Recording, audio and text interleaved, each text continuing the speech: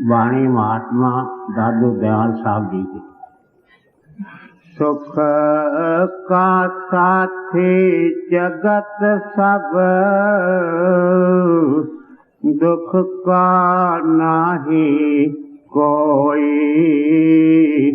दुख का साथी साईया, दादू सतगुरु होई। सुख का साथी जगत सब,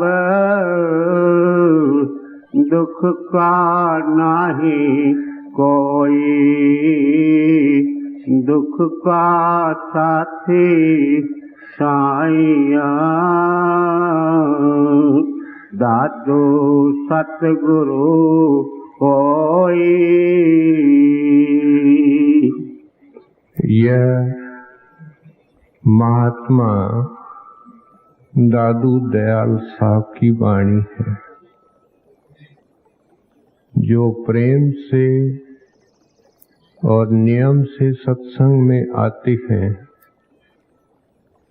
उन्होंने आपकी वाणी भी सुनी है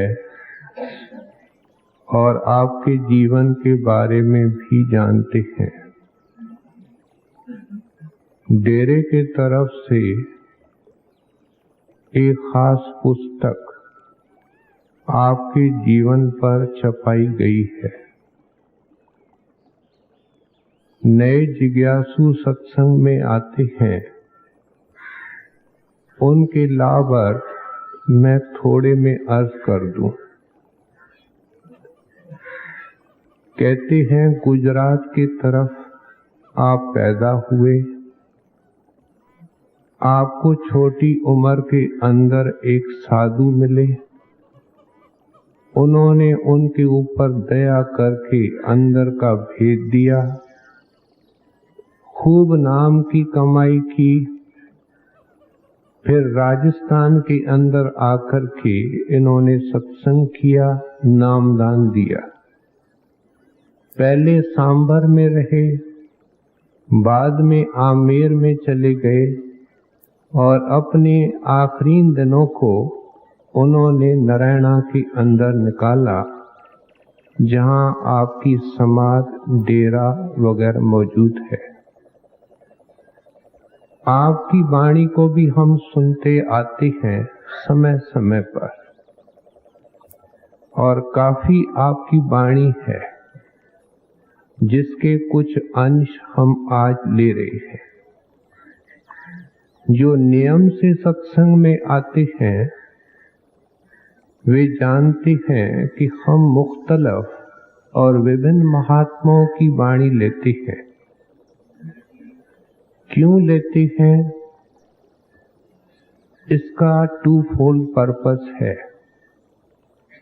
पहला कि जिस महात्मा के अंदर हमारी आस्था है, विश्वास है, जिसको हम मानते हैं, अगर उसके वाणी से हमको उपदेश मिलेगा तो आज जो संत महात्मा हमको उपदेश देता है उसके बारे में भी तसल्ली होती है कि मेरे गुरुदेव का, मेरे इष्ट का भी यही उपदेश था। दूसरा इसका पर्पस ये है, मकसद ये है कि ये महात्मा, दरवेश और मिस्टिक्स अलग अलग वक्त पर हुए, अलग अलग देशों में, अलग अलग जातियों में, और उस वक्त हुए जब मेल जोल के कोई साधन नहीं थे, हवाई जहाज नहीं थे, स्टीमर्स नहीं थे, न कोई डाक तार के साधन थे। और फिर हम देखते हैं कि 2000 साल पहले जो क्राइस्ट ने समझाया वो 1200 साल पहले ईरानी दरवेशों ने समझाया, शम्स तबरेज ने समझाया, मौलाना रूम ने समझाया, ख्वाजा हाफिज ने समझाया। फिर हमारे हिंदुस्तान के अंदर अनेक महात्मा हुए हैं। और जब हम इन सभी महात्माओं की वाणी की तुलना करते हैं तो पता लगता है कि रास्ते के महात्मा होते हैं, और माफ करना, ऐसे रास्ते के महात्माओं की वाणी यहाँ ली नहीं जाती है। सिर्फ उन महात्माओं की वाणी की व्याख्या की जाती है जो धुरधाम के महात्मा हैं। फिर पता लगता है कि उनका इष्ट और मंजिल भी एक थी, उनका रास्ता भी एक था और मुक्ति का तरीका भी एक है। वो इंसान के अंदर है, वो नाम का मार्ग है जो आखिर जाकर के हमको सतनाम के अंदर लीन कर देता है। अब जब हम वाणी लेते हैं तब उस वाणी के अंदर कोई विशेष प्रसंग आता है।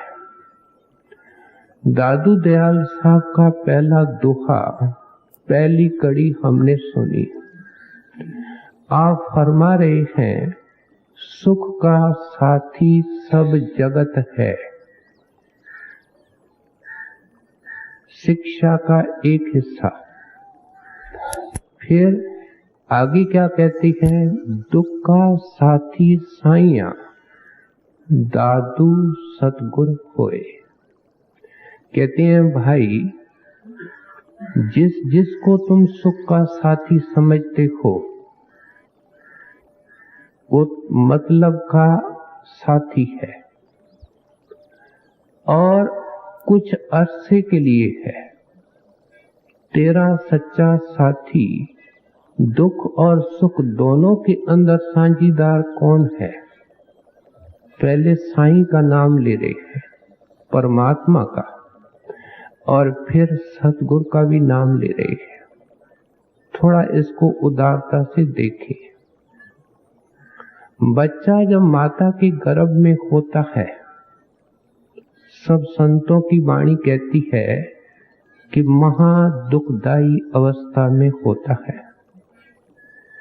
वहां उसकी प्रतिपाल करने वाला कौन है? माता को ये खुद खबर नहीं कि मेरे पेट में कौन है, कौन सी आत्मा मेरे अंदर आई हुई है।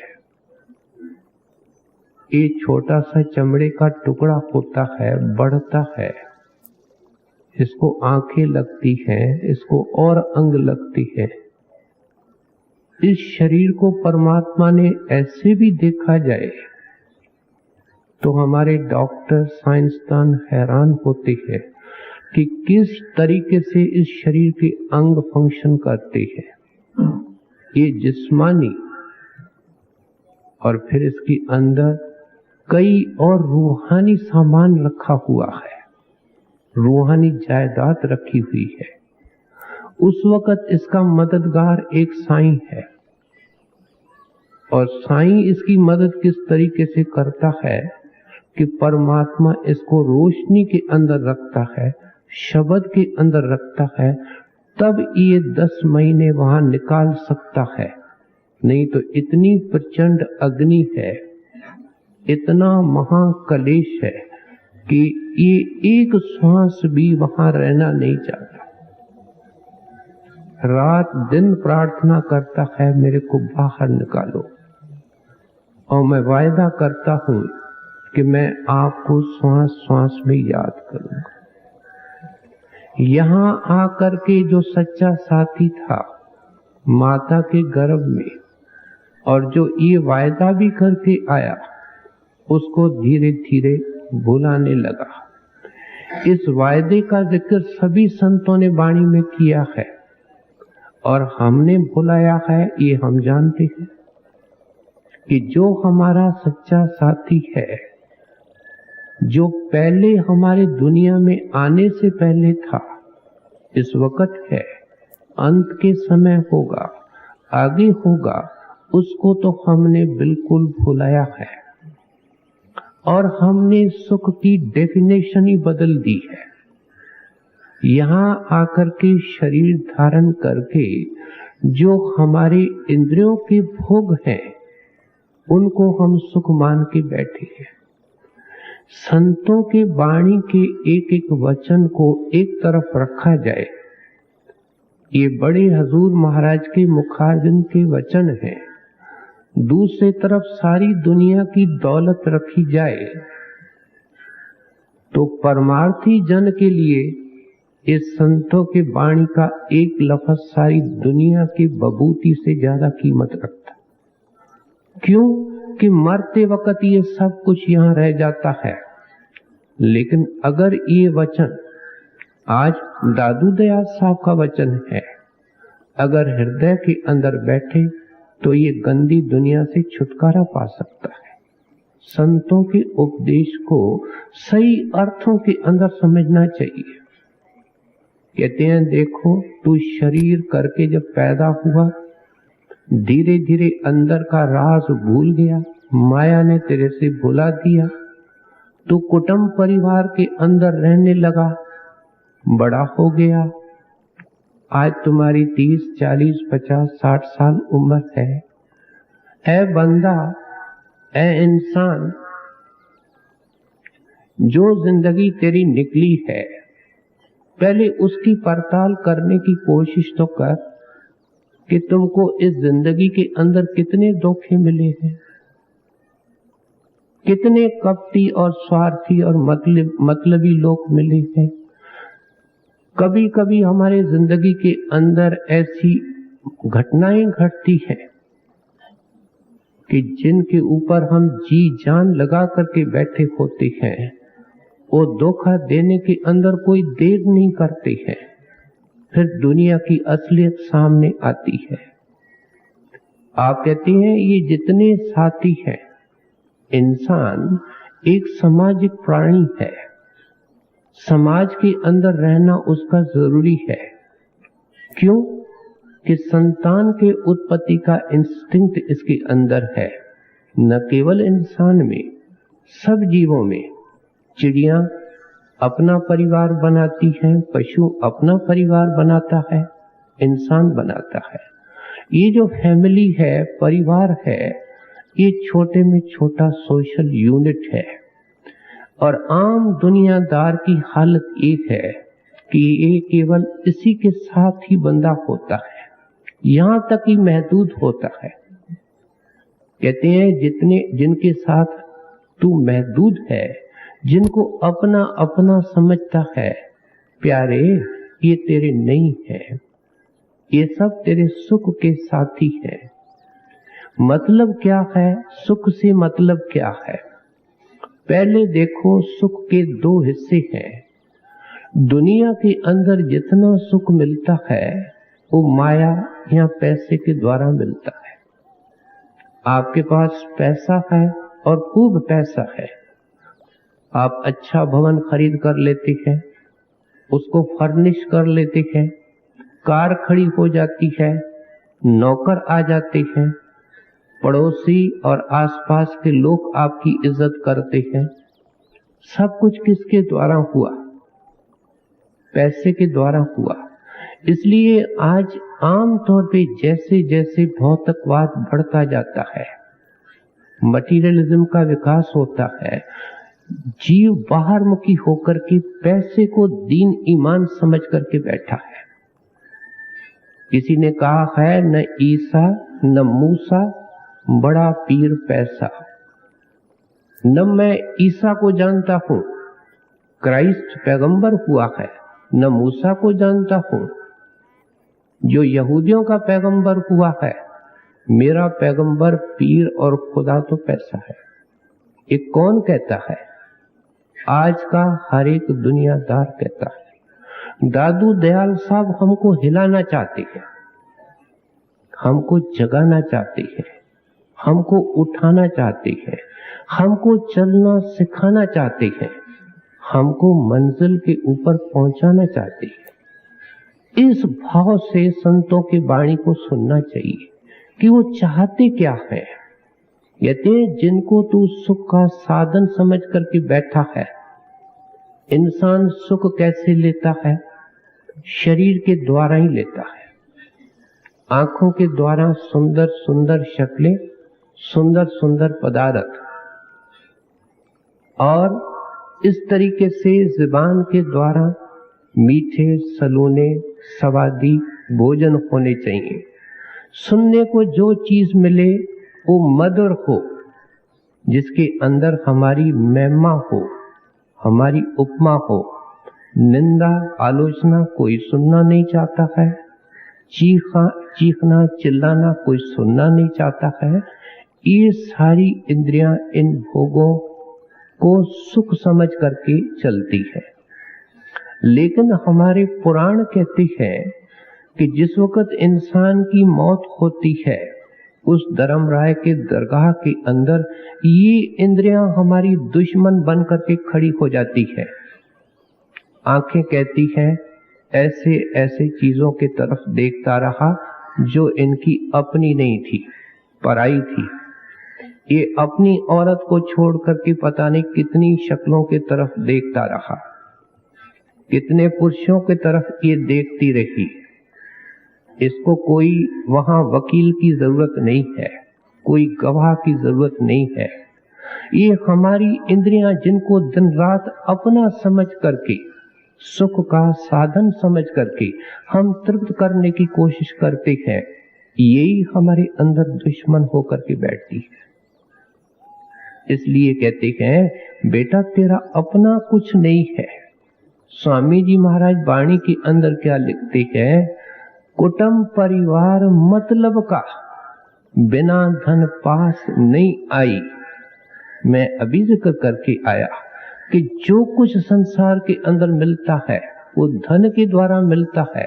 कहते हैं ये सब बटाऊ लोग हैं और तेरे पीछे इसलिए लगे हुए हैं कि तेरे पास धन है, धन के द्वारा सब कुछ मिलता है, इसलिए तेरे पीछे लगे हुए हैं। एक रोचक वार्ता किताबों में आती है कि एक बुजुर्ग को 5 बच्चे थे, दौलत भी बहुत थी, इसलिए बच्चे भी उसको बहुत प्यार करते थे। बुजुर्ग हो गया तो भी कदम कदम पे इज्जत। क्यों इज्जत? कि मिलने की आशा है। कितनी उम्र होगी, कुछ साल होगी, हमको देके जाएगा। और इतना बाहर से उसको प्यार दिखाने लगे कि बुजुर्ग ने कमजोरी में आकर के उन्होंने जब राय दी कि पिताजी जिंदगी का कोई भरोसा नहीं, बाद में लड़ाई झगड़ा हो, आप जिंदगी के अंदर कुछ करके जाओ। उनका पूर्ण विश्वास उनके ऊपर था। उन्होंने पूरी जायदाद उनको बांट दी। कहते हैं फिर मेरी देखरेख। कहते हैं साहब आपको हम फूलों के ऊपर रखेंगे। कौन कहता है? 5 लड़के कहते हैं, 5 बहुएं कहती हैं, उनके बच्चे कहते हैं। और जब उन्होंने सब कुछ उनको दे दिया, देखता है धीरे धीरे कभी नाश्ता मिलता है, कभी नहीं मिलता है, बीमार पड़ा है, कोई दवा लाने वाला नहीं, दिन ब दिन कमजोर होने लगा, चिंतित बहुत रहता था। और इस फिक्र के अंदर था कि मैंने उस घड़ी के अंदर ये गलती कैसे कर दी। एक दिन बाहर निकला, उसका एक पुराना मित्र उसको मिल गया। कहता है क्यों आज ये तुम्हारी हालत है? कहते हैं मैंने कमजोरी के अंदर आकर के ये गलती कर दी है। कहते हैं भाई सब धन के साथी होते हैं और इसको तुमको अंतिम श्वास तक अपना बना करके रखना चाहिए था। अगर तुम्हारे को पत्नी नहीं है, बहू बेटे तो सेवा तभी करेंगे। कहने लगे फिर मेरे को कुछ तरीका तो बता, तू बड़ा सियाना आदमी है। उसने कान में उनको एक योजना बता दी। ये खुश हो गया। 2-1 दिन के बाद इनका दोस्त घर पर आया और जानबूझ करके उस समय आया जब घर के सब आदमी घर में बैठे थे। और इन्होंने आकर के दरवाजा खटखटाया। एक छोटी डिब्बी या पेटी अति सुंदर मखमल से सजी हुई उसके हाथ में थी और सब घर वालों के बीच में बैठ गया ताकि वो उस चीज को अच्छी तरह देख ले। कहने लगे भाई कैसे आए हो? कहते हैं देखो आपके पिताजी मेरे को रास्ते में मिले थे और वो अब इस वक्त परेशान है, इसलिए उसकी अमानत मेरे पास पड़ी थी। अब ये मौका है कि उसकी मदद होनी चाहिए। बच्चे सोचने लगे कि इसकी असली दौलत तो इसके पास थी, इसने तो हमसे जिक्र भी नहीं किया। ये कहकर के वो उनका दोस्त ऊपर चला गया, बुजुर्ग के कमरे में चला गया, उनसे बातचीत करके वो सुंदर पेटी छोड़ करके चला गया। दूसरे दिन उनकी खुशामद होने लगी, उनकी सेवा होने लगी। कई बार पूछते हैं कि कुछ खाओ कुछ पियो, और अच्छे अच्छे कपड़े देते हैं, पांव भी दबाते हैं, मालिश भी करते हैं। और बीच बीच में पूछते हैं पिताजी इस पेटी में क्या है? तो कहते हैं भाई जो कुछ था आपको तो दे दिया, थोड़ा बहुत तो मेरे लिए रहने दो। और उनके सामने अलमारा खोल करके पेटी को उसमें रख दिया। अब ये सोचने लगे कि पता नहीं कितनी धन दौलत इसके अंदर है और इसकी जिंदगी तो 1-2 साल होगी, भाई कर लो सेवा, ये भी मिल जाएगा। बीच बीच में जरूर पूछें कि पिताजी दिखाओ तो सही, दो नहीं। कहते हैं मैंने देख लिया, दिखाने के आप लायक नहीं हैं। इस तरीके से आराम से 4 दिन जिंदगी में निकाल के गया। बच्चों ने उधर उनका संस्कार किया, उधर पहले अलमारे को चाबी लगा करके उस पेटी को खोला। देखते हैं छोटे छोटे किंकर पत्थर उसमें पड़ते। उसको सियाना आदमी मिल गया सिखाने वाला कि ये प्यार तेरे से क्यों करते हैं। महात्मा हमको इस नुक्ते के ऊपर लाना चाहते हैं कि मरने के बाद अगर तुम सबक सीखोगे, अंतवेले सबक सीखोगे, बेहतर है कि हमारी शिक्षा सुन करके सबक सीख लो। इसका अर्थ ये है कि इनको प्रेम से रखना है, क्योंकि संत मत प्रेम के ऊपर आधारित है। परमात्मा प्रेम का रूप है। ये संत महात्मा जो हमको समझाते हैं ये प्रेम के अवतार होते हैं। इनका संदेश भी प्रेम का होता है, नफरत की जगह है नहीं। लेकिन कहते हैं अक्लमंद होकर के, सियाना होकर के इनसे सेवा लो, इनसे सेवा कराओ और इनकी सेवा करो, लेकिन इनका दीन ईमान इनको न अपना बनाओ। प्यार किसके तरफ करो? कहते हैं इसको स्विच ओवर करो, इसकी दशा बदलो और साईं के तरफ कर दो, सतगुरु के तरफ कर दो। वाणी के अंदर कई जगह आया है कि तू अपनी सुंदरता का नाज करता है, लेकिन कभी विचारता है कि ये सुंदरता तुमको किसने दी है? कहते हैं जिस प्रभु ने तेरे को ये सुंदरता दी है उसको रात दिन याद कर। तू ऊंची जात का मान करता है, ये तुमको किसने दी है? देखो संतों की वाणी हमको किस तरफ ले जाती है। हम जो उसकी देन है, जो उसकी दात है, उसका हम मान करते हैं, देने वाले को भुला करके बैठे हैं। एक बड़ी सुंदर नुमाइश किसी आर्टिस्ट की लगे, उसकी सुंदर सुंदर पेंटिंग को देख करके हम खुश हों और हमारा ये दिल तक नहीं करे कि देखें तो सही पेंटर कौन है, कलाकार कौन है जिसने इतनी सुंदर तस्वीरें बना दी हैं। कभी हमारे मन में ख्याल आया है? मकानों को देख करके, धन दौलत को देख करके, बाल बच्चों को देख करके इतने रीझ करके बैठे हैं कि किसने ये बनाया, वो कहाँ है?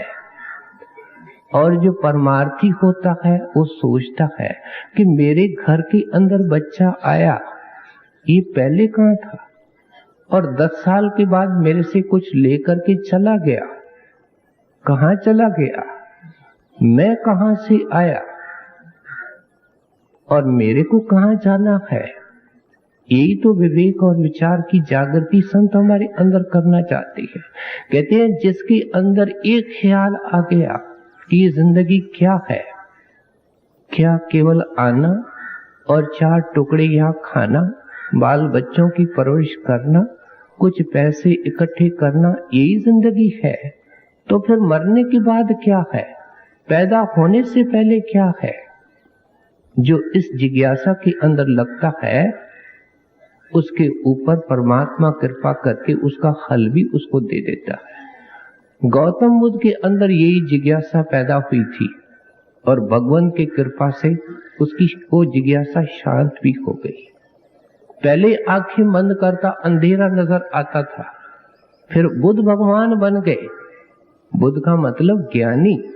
आंखें बंद करता था, उनको प्रकाश था और प्रकाश में सब नजर आता है कि मैं कहां से आया हूं, मेरे को कहां जाना है, बल्कि ये दुनिया का रचयिता कहां है और रचना क्यों बनी है, रचना कैसे चल रही है। ये दिल का ग्रंथ खुल जाता है अंदर जाने से और इसको सब सोझी आ जाती है। इस नुक्ते के ऊपर संत हमको पहले लाते हैं कि ये दुनिया बरतने के लिए है। ये दुनिया दीन ईमान नहीं है। दीन ईमान तुम्हारा वो मालिक है। और साथ में दादू दयाल साहब सतगुरु का जिक्र करते हैं, क्योंकि मालिक अलग है, अगम है, अदृष्ट है, अगोचर है। न हम उनसे बात कर सकते हैं, न उनको इन आंखों से उनका दर्शन कर सकते हैं, न कानों से उनकी वाणी सुन सकते हैं। तो इसलिए इस हमारी जो मजबूरी है उसको पूर्ति के लिए सारे संत हर सप्ताह हम सुनते हैं। उस मजबूरी को पूरा करने के लिए वो खुद चोला धारण करके यहाँ आता है। आप देखें, इस आकाश मंडल के ऊपर तुर्या पद है। हम तो सत्संगी हैं, हमको तो रोशनी मिली है। हमको ये भी बताया गया है कि तुर्या पद के अंदर हंस रहते हैं, आत्माएं रहती है। वहां घंटे की आवाज होती है, शंख की आवाज होती है, 1000 बत्ती की जोत है। ये मालिक की कृपा है, हम उस चीज को मानते हैं लेकिन देखते तो नहीं। और दुनियादार की क्या हालत है, वो न देखता है न मानता है। इस तरीके से जो तुर्या पद है वहां भी आत्माएं रहती हैं, वो उस मंडल के लिए है। उनको कुछ पता नहीं है कि ब्रह्म का देश कहां है और उसमें कैसे जा सकते हैं। वहां जो ओम की धुन है उसमें क्या मधुरता है, वहां का प्रकाश कैसा है। जैसे हम ऊपर वाली दुनिया से बेखबर हैं, ऐसे तुर्या पद वाले ब्रह्म से बिल्कुल बेखबर होते हैं और न उनके पास कोई साधन होता है वहां जाने का। इस तरीके से ब्रह्म के हंसों की हालत है। जब तक हमको धुरधाम से, सचखंड से कोई महात्मा जो परमात्मा का रूप बन करके ऊपर से उतर करके पार ब्रह्म में आवे, पार ब्रह्म से ब्रह्म में आवे, ब्रह्म से तुर्या पद में आवे और फिर इस मात मंडल में आवे, वो सब मंजिलों से बाखबर होता है। वो आता भी है, जाता भी है और वो जब भी भेद देगा तो धुरधाम का देगा। क्यों? कि उसको पता है कि बीच में जो चीज बनी है वो फना और नाशमान है, वो कर्मों का दायरा है। पिछले इतवार को स्वामी जी महाराज ने अच्छी तरह खोल करके समझाया था। इसलिए आप कहते हैं कि तेरे प्रेम और पूजा के काबिल केवल 2 हस्तियां हैं, एक वो साईं है, परमात्मा है, और दूसरा उसका देहधारी स्वरूप सतगुरु है। इसलिए तो कबीर साहब वाणी के अंदर लिखते हैं, कबीर सेवा को 2 भले, एक संत एक राम, राम जो दाता मुक्ति का, संत जपावे नाम। कहते हैं प्यारा, तेरे पूजा और प्रेम के लायक 2 हस्तियां हैं, लेकिन पहले संत का नाम ले रहे हैं, बाद में राम का नाम ले रहे हैं। कबीर सेवा को 2 भले, एक संत एक राम। क्यों बता रहे हैं? संत को पहले क्यों, राम को बाद में क्यों, इसका उत्तर खुद दे रहे हैं। कहते हैं संत राम जो दाता मुक्ति का, कहते हैं मुक्ति राम के हाथ में है, लेकिन उस राम को कैसे पकड़ा जाए? संत जपावे नाम। संतों के पास नाम का भेद होता है और उसको जप करके, उसका अभ्यास करके, साधना करके तो उस नाम को पकड़ सकता है जो तिनके तिनके के अंदर रमा हुआ है। यहाँ राम से अर्थ दोनों है, अंदर का नाम और नाम कौन है? परमात्मा। याद रखो, नाम और राम में कोई फर्क नहीं और नाम और सतगुरु में कोई फर्क नहीं। ये स्टेजेस होते हैं। जैसे आप देखो, जब बर्फ पिघल जाती है तो उसका रूप क्या हो जाता है? पानी हो जाता है। अगर पानी को हम बॉयल करते हैं तो क्या होता है? भाप हो जाती है। लेकिन तीनों चीज एक है, अलग नहीं है।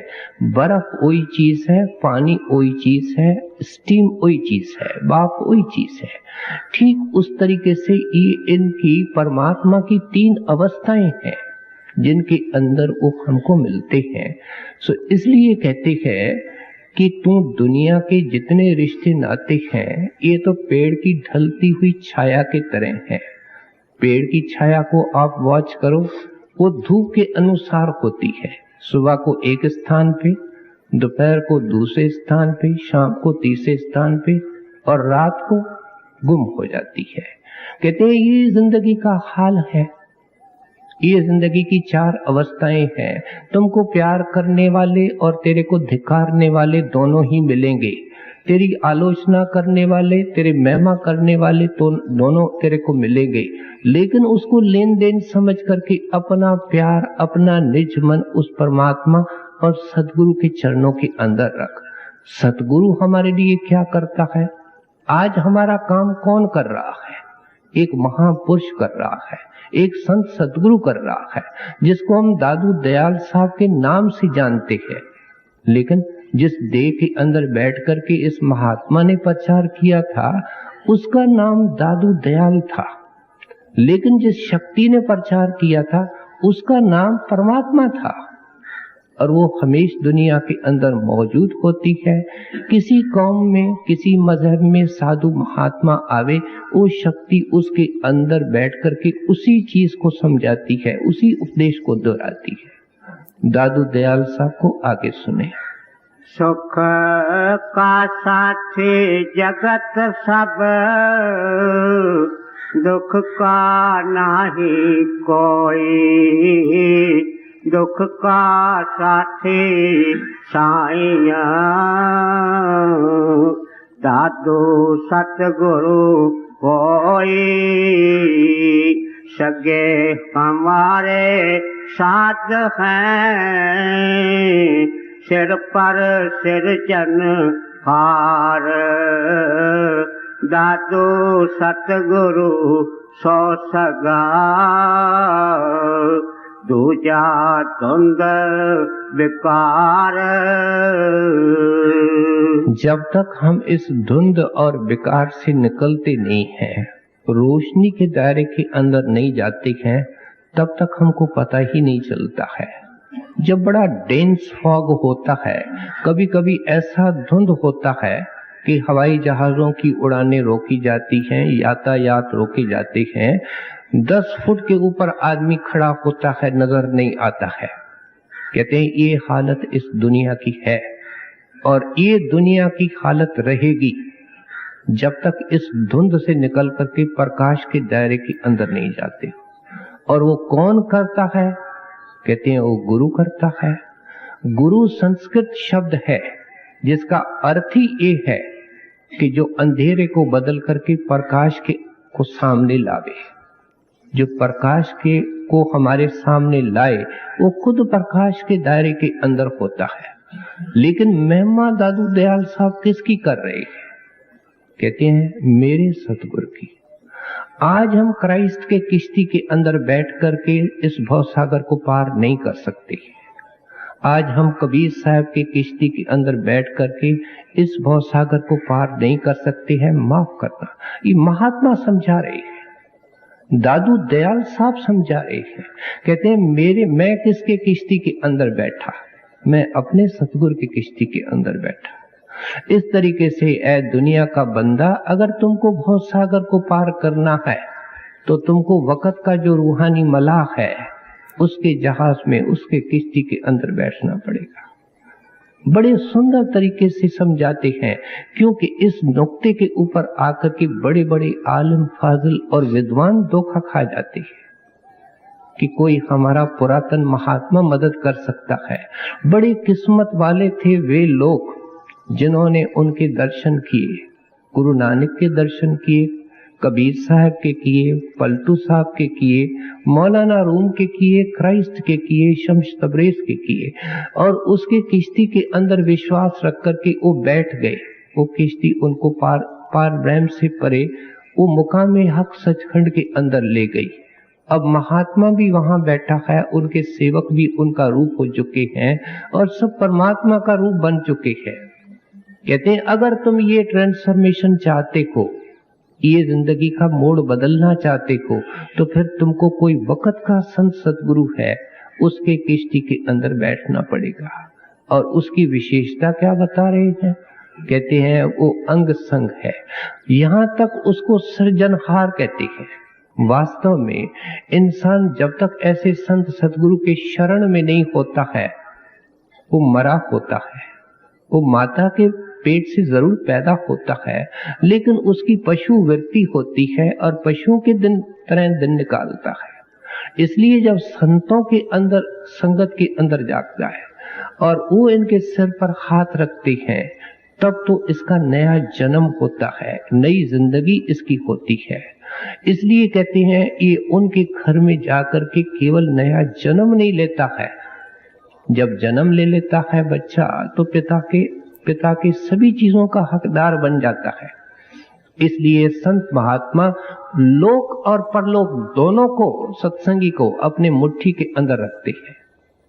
हम बेखबर हैं वो दूसरी बात है, लेकिन संतों महात्माओं की वाणी और दरवेशों का कलाम क्या कहता है कि उसको कभी संत महात्मा की शरण मिले, किस भी उम्र में मिले, लेकिन जिस दिन से वो पैदा हुआ, बल्कि मौलाना रूम लिखते हैं उससे पहले भी उनके ऊपर वो संत निगाह रखता है। माफ करना, जो हम आज सत्संगी बने हैं, हमको पहले पता है क्यों हम सत्संगी बने हैं? पिछले जन्म में क्या हुआ था जिसने हमको अधिकारी बना दिया? क्या हम अधिकारी हैं? क्या हम इतनी उत्तम चीज के लायक हैं? अपने अंदर झांके।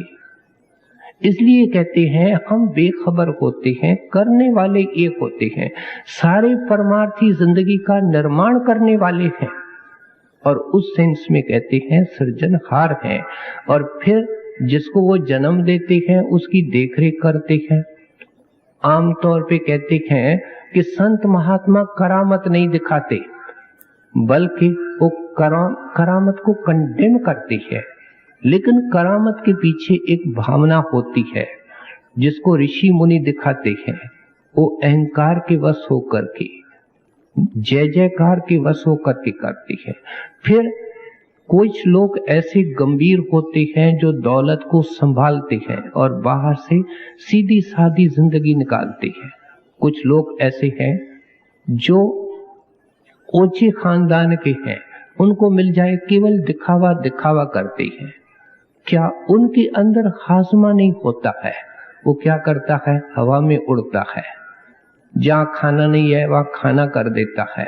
इसको करामत करते हैं। लेकिन संतों महात्माओं के जीवन के अंदर कई बातें मिलती है कि अपने सेवकों के लिए वो सब कुछ करते हैं। वे करामतें नहीं हैं, वे दया मेहर की वार्ताएं हैं।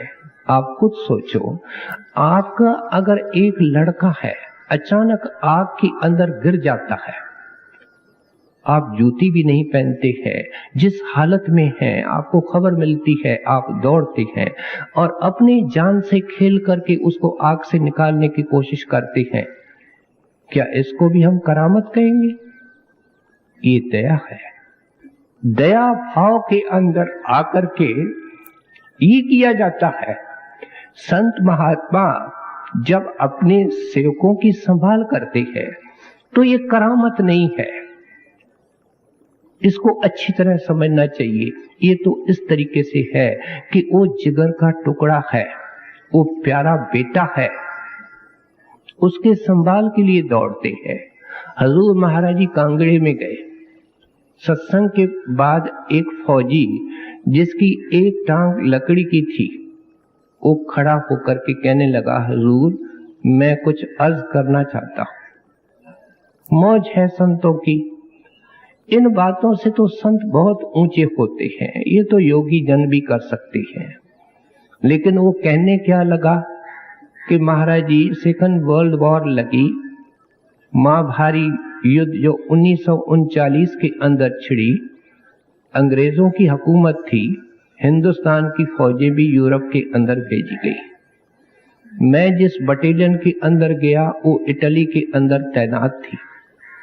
दुश्मन ने एक बम फेंका और वहां हम 17 फौजी खड़े थे और मेरे सारे साथी मर गए और मेरे को केवल चोटें लगी और एक टांग मेरी खराब हो गई। मैं जमीन पर बैठ गया, बेहोश हो गया। मैं देखता हूं कि आप कार को चला रहे हैं, जीप को चला रहे हैं, मेरे को अपने हाथों से आपने पीछे वाली सीट में रखा है और जीप अस्पताल के अंदर है, पहुंची है, मेरे को उठा करके अंदर किया गया है। और कुछ दिनों के बाद जब मेरे को होश आई तो मैंने अस्पताल वालों से पूछा कि मेरे को यहाँ कौन सा फौजी ले आया, तो कोई नहीं हाँ भरता था कि हम आपको ले आए, जिससे महाराज जी मेरा विश्वास पक्का हो गया कि आपने ही दया करके मेरे को अस्पताल पहुंचाया। एक इनकी टांग तो खराब हो गई थी, दूसरी में जख्म थे, एक तरफ ये सोए रहते थे इसलिए उसके अंदर भी बिल्कुल ज्यादा जख्म हो गए और दुश्मन की फौजें इनके तरफ बढ़ने लगी। क्या मोर्चा इनको हटाना था। जब मोर्चा हटाया जाता है तो सब चीज हटाई जाती है, अस्पताल को भी हटाना था पीछे। अब ऐसी हालत के अंदर डॉक्टर लोग आए इस पड़ताल करने के लिए कि जो फौजी बच सकते हैं, काम के हो सकते हैं, उनको तो आगे वाले अस्पताल के अंदर शिफ्ट किया जाए और जो बेकार बन चुके हैं उनको तो छुट्टी दी जाए। छुट्टी का मतलब उनको इंजेक्शन लगा के खत्म किया जाए। कहते हैं जब मेरे पास आए तो मैंने बहुत मेहनत की, लेकिन डॉक्टर चुपके से बात आपस में कर रहे थे और मेरा नाम पता नहीं उस लिस्ट के अंदर लिख के गए। थोड़ी देर के बाद एक कंपाउंडर आया, उसने मेरे को इंजेक्शन लगाया, मेरे आंखों के नीचे हरियाली आ गई, पता नहीं उसके बाद क्या हुआ। उन्होंने मेरे को मृतक समझ करके, मरा हुआ समझ करके उठाया और पास में एक तालाब था उसके अंदर फेंक दिया। ये दौड़ धूप में थे, सब चीज इन्होंने हटानी थी। जब वो दौड़ धूप के अंदर थे और मेरे को पानी के अंदर इन्होंने फेंका तो आपने बाहों पर लेकर के मेरे को किनारे पर रख दिया। इतने में फौजियों ने देखा हमारा एक फौजी नाले के किनारे पड़ा है, क्योंकि वर्दी से जानते हैं कि ये हमारा फौजी है। दुश्मन यहाँ तक आगे पहुंचेगा, अगर इसको पकड़ लेगा, ये तो जिंदा है, तो हमारा सारा राज दुश्मन के पास चला जाएगा। जल्दी करो, इसको लारी के अंदर डाल दो। लारी के अंदर डाल दिया, आगे वाली अस्पताल लगी, वहां जाकर के दाखिल किया। महाराज जी मेरा इलाज होने लगा और मैं ठीक हो गया। उन्होंने लकड़ी की टांग लगा दी है, लेकिन मेरे को नौकरी से अलग करके पेंशन दे दी है और जो पेंशन दी है वो बहुत थोड़ी है। आपने जब इतनी दया की है तो मेरी पेंशन भी बढ़ जाए। हजूर ने कहा मैंने कुछ नहीं किया है, ये सब मालिक ने तेरी मदद की है, और जब तू देख चुका है कि मालिक ने तेरी इतनी मदद की है तो तेरी पेंशन भी बढ़ा देगा।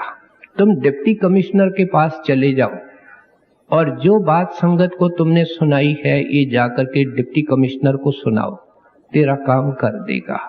सो इसलिए कहते हैं कि मैं अपने निज आंख से देख चुका हूं कि जिस दिन सदगुरु अपने चरणों में लेता है, बल्कि उससे पहले हमारी सारी राह को निर्धारित करता है आंधी तूफान से बचाता है, जमदूतों से बचाता है, परलोक में हिसाब किताब को चुकाता है। सब चीजों को दादू दयाल साहब आगे खोल करके समझाते हैं। इसलिए कहते हैं मेरा तो वो सगा है, मेरा तो वो अपना है, बाकी सब लेने देने का संबंध है। सगे हमारे साथ हैं, सिर पर सिर जनहार, दादू सतगुरु सो सगा, दूजा धुंध विकार, दादू पिव का नाम ले, तो मेटे सिर काल, घड़ी मुहूर्त चालना, कैसी आवे काल। कहते हैं दो शक्तियां हैं, एक काल की शक्ति है, दूसरी दयाल की शक्ति है। काल की शक्ति का कानून कर्म है और कर्म के अधीन होकर के काया मिलती है, जन्म मरण का सिलसिला है। दयाल के देश में मुक्ति है, दया है, इसलिए वो तेरे को, तेरी आत्मा को तन मन से अलग करके पहले निर्मल करके आत्मा को अपने रूप में जाहिर करता है, फिर कुदरती आत्मा के अंदर कशिश पैदा होती है, गुरु के दया से वो परमात्मा में लीन हो जाती है। कहते हैं अब तुमको पूरा भेद बेटा मिला है, इसलिए कहते हैं दादू पियो का नाम ले तो मिटे सिर काल। कहते हैं तेरे सिर पर जन्मों जन्मों के से काल की छतर छाया रही है, अंधेरे काले पक्ष के अंदर तू भटकता रहा है। कुछ विचारने की कोशिश कर, जब तुमको सत्संग मिलता है ये सब किस लिए है? सो इसलिए कहते हैं पियो का नाम ले, जो सतगुरु ने नाम दिया है उसको नाम को जपने की कोशिश। आम दुनियादार में हम हैं जो जन्मों जन्मों से जमदूतों के हाथ से खराब होते आए हैं, अपमानित होते आए हैं। कहते हैं ये हर एक इंसान की हालत है, उसका इतिहास है। जब जमदूत आकर के यहाँ खड़ा होता है तो इसकी अंदर से जुबान भी बंद की जाती है और ये बताता नहीं कि वो क्या अंदर हो रहा है। संत कहते हैं कि इतनी तकलीफ इंसान को होती है जिसका कोई बयान ही नहीं हो सकता है। सहजोबाई लिखती है कि एक ही जगह पर एक इंसान को 1000 बिच्छू काटे, एक कोई बिच्छू हमको काटता है, हम तड़पते हैं, तो उस इंसान की जो पीड़ा होगी उससे ज्यादा पीड़ा अंत समय होती है जब जमदूत इसको शरीर से निकालता है। शरीर से निकालने में तकलीफ क्यों होती है? क्योंकि हम शरीर से कभी निकले ही नहीं। आप खुद देखें, बाहर से एक सुंदर मकान आप बनाते हो, सारे जिंदगी का जो आपने खून पसीना एक करके पैसा कमाया है, सारी पूंजी उसके ऊपर लगा देते हो। न केवल पूंजी लगाते हो रुपयों की, लेकिन श्वासों की पूंजी भी आपने लगा दी, क्योंकि उसके अंदर ही तो आपने पैसे कमाए। और जब आपने उसको फर्निश करके आकर के रहते हो, आपको रात को पुलिस का वारंट आ जाए कि ये तो सरकार ने एक्विजिशन के अंदर मकान लिया है, ये है वारंट, ये है एक्विजिशन लेटर, आपको इस वक्त ये मकान खाली करना है। भाई साहब सोचो कि जिस आदमी ने सब कुछ एट स्टेक करके उस मकान को बनाया, उसकी क्या हालत होगी। नहीं निकलेगा तो पुलिस वाला उसके बेडरूम में जाकर के उसकी बांह पकड़ के लाता है, उसका मन सुस्त हो जाता है। फिर वरांडे में लाता है, निकलना कौन पसंद करता है। फिर जबरदस्ती कस करके उसको सैन में लाता है, और फिर जब दरवाजे के ऊपर पहुंचता है तो इसकी देह थर थर कांपना शुरू करती है कि हाय, ये सब मकान अब पीछे रह जाएगा, मैं तो दरवाजे तक पहुंच गया, पुलिस वाला मेरे को बाहर कर रहा है।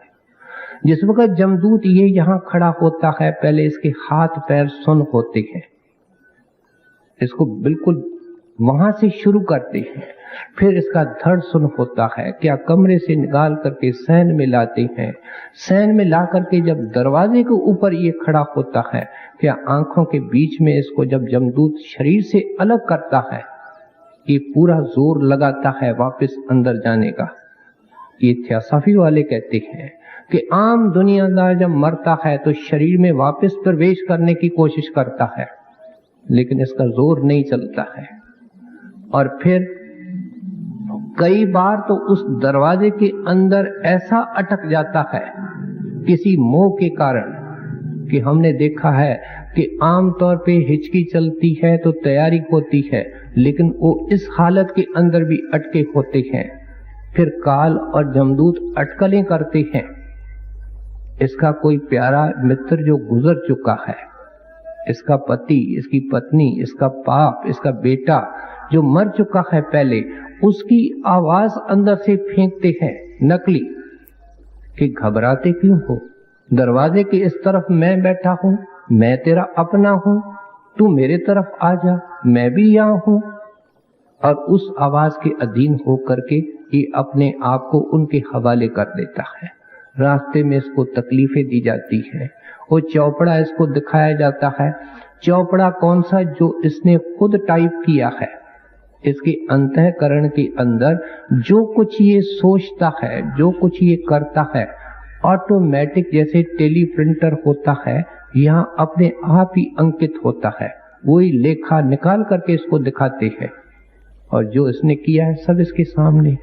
कहते हैं ये तेरा पिछला इतिहास है बेटा, अब इस इतिहास को बदल दे। और किस तरीके से बदल दे? कहते हैं पियो का नाम ले, तेरे को गुरु का नाम मिला है, अंदर जाने का भेद मिला है, उसकी तरफ लग। सत्संग एक जरिया है, सत्संग के अंदर रोशनी मिलती है, बहुत सारे अवगुणों का विनाश होता है, सोझी आती है क्या करना है क्या नहीं करना है, और ये करते हैं इसकी क्या कीमत है, ये करते हैं इसकी क्या कीमत है। लेकिन कुछ करने से, साधना से बनेगा वो क्या है? वो एकांत के अंदर बैठ करके नाम की कमाई। और प्यार क्या है? कि हर वक्त उसको संभाल करके रखना। इन दोनों नुक्तों को, इन दोनों बिंदुओं को दादू दयाल साहब आगे वाले दोहों को अंदर खोल के समझा। रातो पेव का नाम ले तो मेटा सिर काल, गड़ी मुहूर्त चलना कैसी आवे काल, धातु ऐसे महंगे मोल का, एक सांस जो जाए 14 लोक समान सो, काहे रेत मिलाए। मुसलमान दरवेश 14 तबक का जिक्र करते हैं, हिंदू महात्मा 14 लोगों का जिक्र करते हैं, और अंतिम मुकाम कौन है? जो कुल मालिक परिपूर्ण परमात्मा का है, उसको मिला करके ये 14 लोग कहते हैं। अब सोचें कि जो हमारे श्वास निकल रहे हैं, उस एक श्वास की कीमत इतना चोटी का महात्मा 14 लोग के बराबर बता रहा है। आप कहेंगे महात्मा का अर्थ क्या है? मतलब ये है कि वो 14 लोग जो धुरधाम का देश है, वहां का अगर संत सदगुरु हमको मिलता है और उसका जो नाम है, उसके सिमरने में, उसके ध्यान में, शब्द के सुनने में जो श्वास लगता है, वो हमको इस रचना से पार कर देता है। इसलिए उसकी कीमत सारी रचना से ऊपर है। महात्माओं की फिलॉसफी को, महात्मा की टीचिंग को अच्छी तरह समझना चाहिए। कहते हैं पूरे संत सतगुरु का नाम होना जरूरी है, और पूरे प्यार से उसकी कमाई होनी भी जरूरी है। और फिर कदरदान कौन है? जो सांसों की चौकीदारी करता है, क्योंकि कुछ पता नहीं है सांस किस वक्त खत्म हो जाएंगी।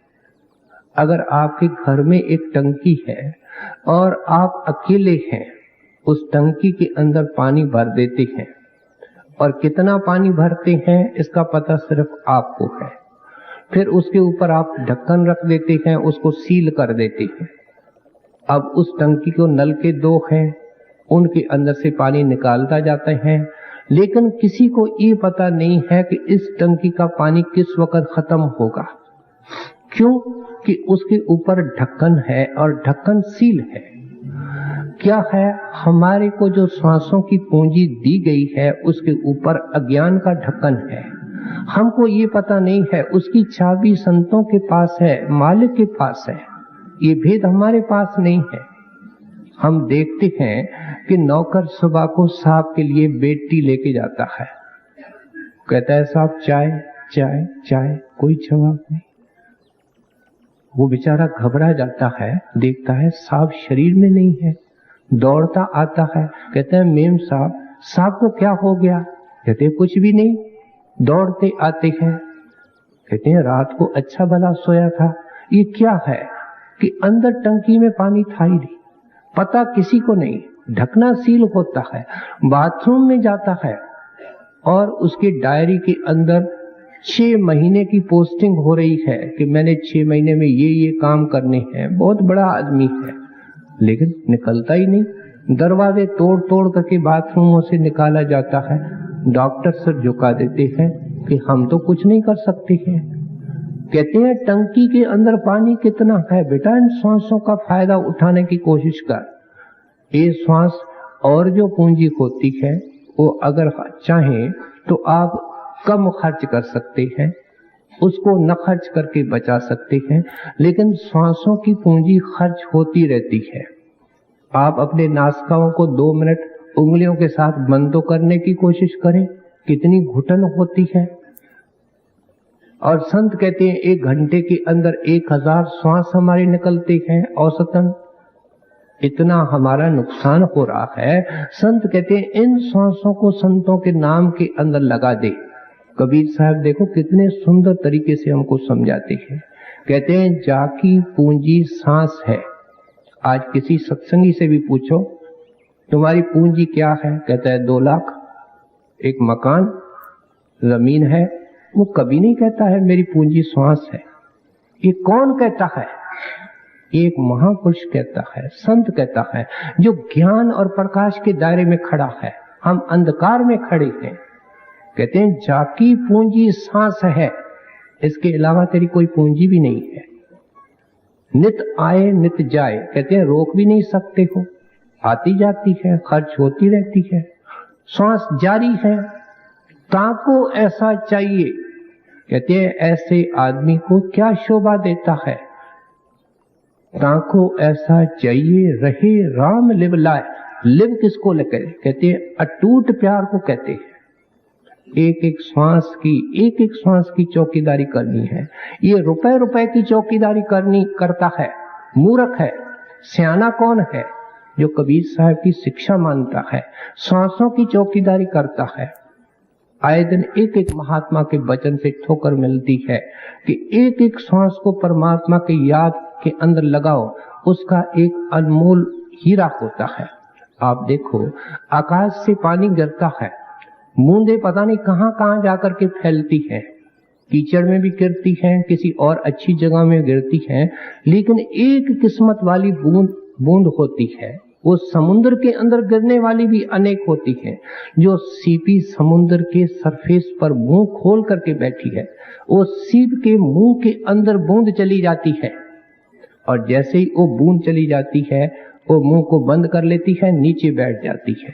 और उस बूंद का जो आकाश से बूंद गिरी किस्मत वाली, लाखों गिरी, उसका क्या बना? उसका मोती बन गया। इसलिए कहते हैं यह दम हीरा लाल है, गिन गिन गुर को सौंप। कहते हैं एक एक श्वास की चौकीदारी करो। जो तू गुरु के नाम के अंदर, परमात्मा की याद के अंदर लगा देगा, उसका जवाहर बन जाएगा, रतन बन जाएगा। इस वक्त तू कांच इकट्ठा कर रहा है। आखिर क्या कहते हैं? काहे रेत मिलाए। कहते हैं जिस श्वास की कीमत 14 लाख है, वो तू कोयले बना रखा है। कोयले कैसे बनते हैं? चंदन का टुकड़ा हो, कोयले बनाने के लिए उसको आग के हवाले करना पड़ता है। हमारे श्वास चंदन के टुकड़े हैं। आग कौन सी है? आशा कृष्णा की आग है। उसके हवाले दिन रात करके कोयले बना रहे हैं। देखो महात्मा हमारे ख्याल को कितना ऊंचा करते हैं। किसके बारे में? कि नाम की कमाई कितनी प्रबल होनी चाहिए। ये कोई घंटे 2 घंटे बैठने का मजमून नहीं बता रहे हैं। कहते हैं 24 घंटे लिव लगा करके उस नाम की कमाई करो। धातु ऐसे महंगे मोल का, एक श्वास जो जाए 14 लोक समान सो। काहे रेत मिलाए हर भज साफल जीवना, पर उपकार समाए दादू मरना तै भला। जय पशु पंखी खाए सबको सुखिया देखिए, दुखिया नहीं कोई। दुखिया दादू दास है, ऐन परस नहीं कोई। साहिब सुख साहिब मुख बोले नहीं, दुखिया दादू दास। साहिब मुख बोले नहीं, सेवक फिरे उदास। यह वेतन किया में रहे, दुखिया दादू दास। पिव बिन पल पल जुग पया, कठिन दिवस क्यों चाहे। दादू दुखिया नाम बिन, काल रूप सब खाए। दादू इस संसार में, मुझ सा दुखी न कोई। पीव मिलन के कारण मैं जल भरया रोए। अब हमारे ख्याल को बहुत ही ऊंचा ले जाते हैं और अपनी अवस्था बयान करते हैं कि साधु महात्मा जो जिंदगी के अंदर पाते हैं, जिस दरवेश ने, जिस साधु ने, जिस मिस्टिक ने पाया है, वो किस कीमत पे पाया है, क्या क्या उसने कुर्बानी की है। और ये एक नया पक्ष है जो आम सत्संगी के जीवन के अंदर 40-40 साल के अंदर भी नहीं आता है, किसी बिरले बड़भागी के अंदर आता है, लेकिन आएगा, क्योंकि इसके बगैर हो नहीं सकता है। गर्मी खूब पड़ती है तब वर्षा होगी, अगर कोई चाहे गर्मी बिल्कुल न पड़े वर्षा भी नहीं होगी। क्यों कि वर्षा होती कैसे है? वो पानी जो समुद्रों के अंदर है वो बुखारात बनकर के आकाश में जाएगा, बादल बनेंगे, तब तो ऊपर से गिरेगा। कोई आसमान में पानी तो नहीं है, पानी तो नीचे से जाता है, बादल बनकर के जाता है, और यो तब होगा जब गर्मी पड़ेगी। इसलिए कहते हैं ये विरह की घाटी है, फरा की घाटी है, जिसके अंदर से हर एक दरवेश साधु महात्मा निकलता है और उस हालत को बयान करते हुए कहते हैं मेरी हालत क्या हुई है। दादू दयाल साहब तो सचखंड पहुंच गए हैं, लेकिन इन घाटियों से संत महात्मा निकले हैं और उनको पता है कि उनके सेवकों ने भी निकलना है। इसलिए कहते हैं इतना ऊंचा ख्याल बनाओ। क्या कहते हैं? कहते हैं सोने वाले भी सत्संगी हैं जो रात को सोए पड़े होते हैं, फिर जागने वाले भी हैं जो जागते हैं, 3-3, 4-4, 6-6 घंटे हैं, लेकिन कहते हैं अलग होते हैं खास प्यारे जो सारी रात रोते हैं। कहते हैं वो अलग कैटेगरी के अंदर हैं। वो जागने वाले जब रोने वाले की अवस्था में आएंगे तब जाएंगे, जो रो रहे हैं वो जाने वाले हैं, क्योंकि गर्मी पड़ चुकी है, वर्षा जरूर होगी। इसलिए कहते हैं कि हमारी हालत क्या है कि जैसे शमा सारी रात जलती है, मोम उसकी किस तरीके से बूंद बूंद होकर के पिघलती है, इस तरीके से हम रात और दिन पिघलते रहते हैं, सारी रात हम रोते रहते हैं। हमारी जायदाद के अंदर आंसू ही आंसू आया है, व्याकुलता, बेकली, तड़प और विरह आई है, और हम खुश हैं इस चीज में। क्योंकि मजनू जब विरह के अंदर तड़पता फिरता, अगर कोई उसको दुनियादार मिलता, कहता है मजनू लैली का ख्याल छोड़ दे, तेरे को हिंदुस्तान का बादशाह बना देते हैं। तो मजनू कहता प्यारे तुमने मेरे को समझा ही नहीं, न लैली के प्यार को समझा है, जा किसी और ग्राहक को ढूंढ ले।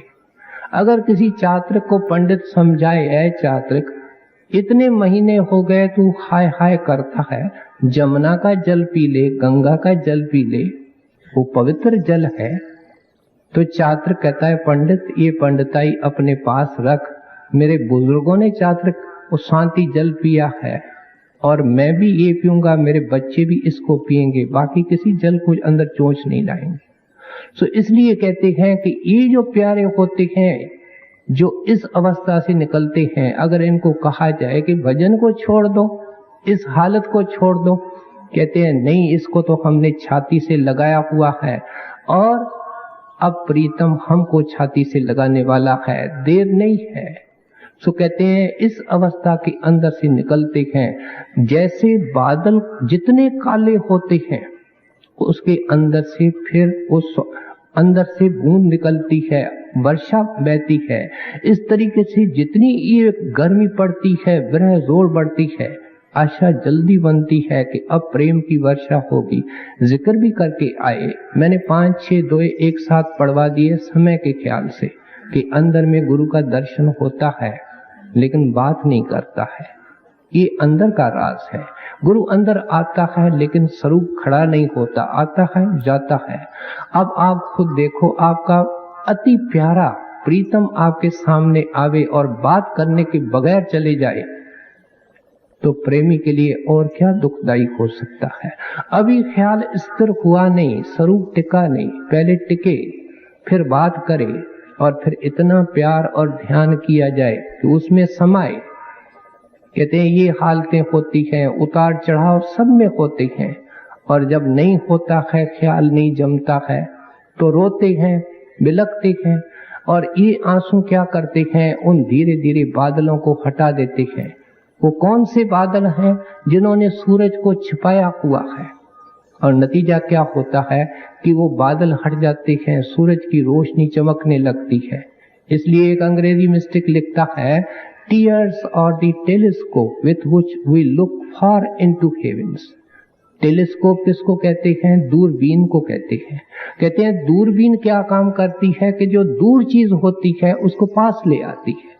आप आंखों के ऊपर दूरबीन लगाते हो, जो दूर पहाड़ी है आपको ऐसी लगती है कि बिल्कुल मेरे पास नजर आती है। कहते हैं ये आंसू क्या है? आंसू प्रेमी की दूरबीन है। जैसे वो दूर है परमात्मा सचखंड के अंदर, सतगुरु ऊपर बैठा है, वो दूरबीन लगाने से नजदीक आ जाता है।